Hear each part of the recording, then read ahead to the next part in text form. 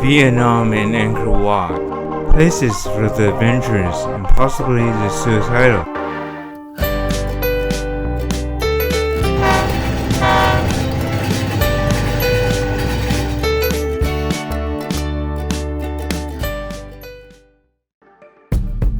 While this video is primarily focused on the possibility of traveling in Vietnam and Angkor Wat by disabled individuals, it also contains tips for able-bodied individuals too. Because we visited only one location in Cambodia, Siem Reap, we will consider it another destination in Vietnam. Vietnam is a nation that is utterly inaccessible, and I wouldn't recommend it unless a very fit and able-bodied individual go with you. But even then, it can be difficult.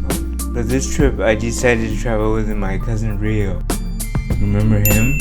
A very fit and lanky young man. While bringing anyone with you on a trip like this Fatality might irreparably damage them mentally, I had to take that chance just for you, my audience. For this episode, we will examine some of the most mandatory preparational steps we took for our travel. We have listed them in no particular order. Hi, I'm Rio, and I'll be co-narrator for this video with my cousin.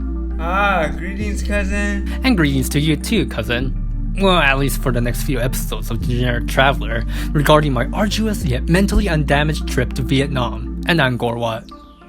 I shall begin with the mobility aid. Mobility aid.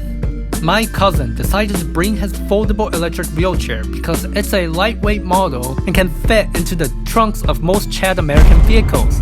Most importantly though, the battery is of a legal capacity to fit onto any flight. A manual wheelchair would be fine if you don't mind being pushed, as the difficult terrain of Vietnam would demand you to do so. Personally, I don't suggest powered wheelchairs because I found that they are a bit too heavy for my lanky, solid boy arms. Plus, the ground clearance is not that great. It's not even good enough to hop over even the smallest of curbs that Vietnam can offer. Visas.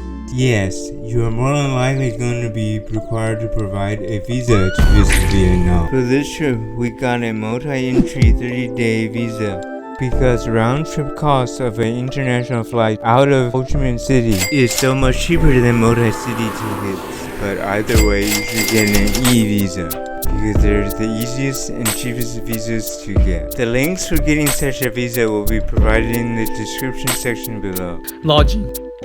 Southeast Asia is incredibly cheap, and Agoda beats all the other websites. But beware, because like all booking websites, the options for accessible facilities won't actually do anything but eliminate lodgings that do not have elevators, or with Airbnb's case, relies on the host's good faith, like how you rely on good faith to traverse the Mad Max chaos that's known as Vietnamese roads.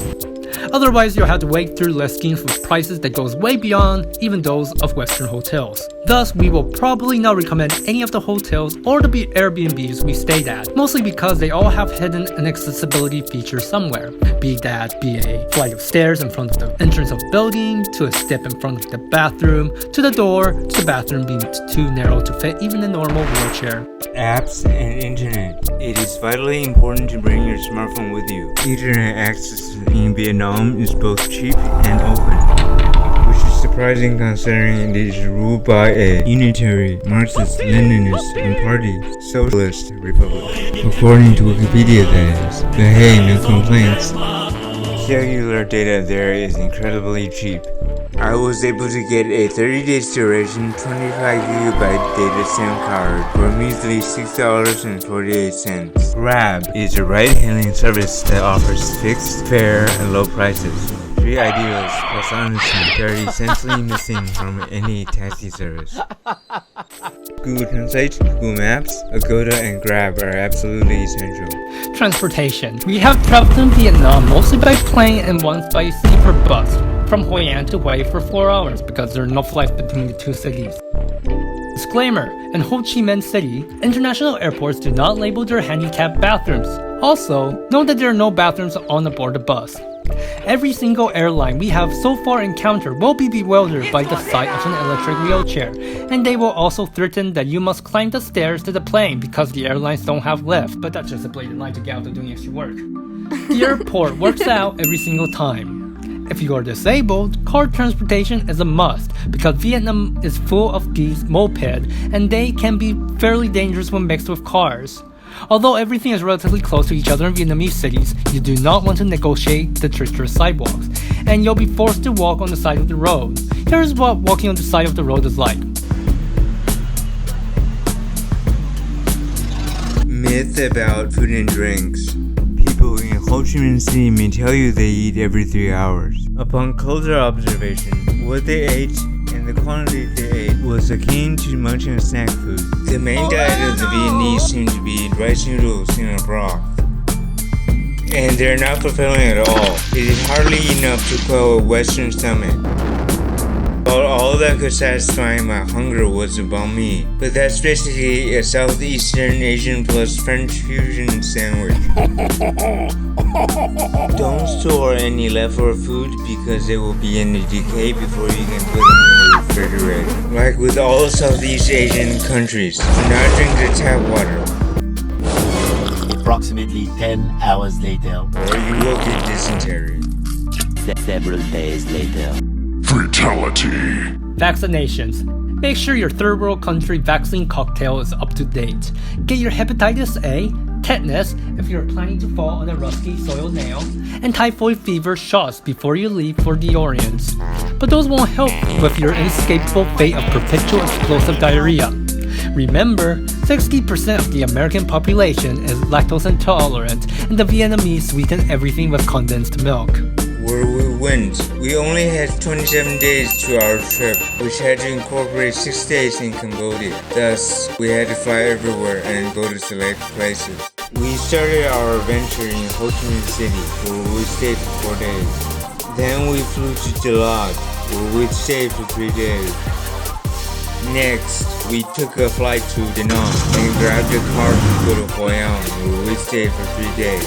After those 3 whole days, we boarded a sleeper bus for a 4-hour ride to Hue, Vietnam's imperial capital from 1803 to 1945. After a 3-day stay in Hue, we boarded another flight to Hanoi, the current capital of Vietnam. We were in Hanoi a total of 5 days, though we did spend a day and a night in Ha Long Bay. We then abandoned Vietnam for Cambodia to see Angkor Wat. We were there in Cambodia a total of 6 days. After that period of time, first we returned to Hanoi, then we fly back to Ho Chi Minh City, then we went back to our respective countries, the US and Canada, the next day. And that ends part 1 of our episode today. Subscribe to not miss more episodes on our exciting travels in Vietnam and Cambodia. If you enjoyed this episode, please subscribe, like, and comment. And hit that bell icon for notifications on future videos. If you disagree with any of my expressed opinions, then please write to your heart's content in the comment section below.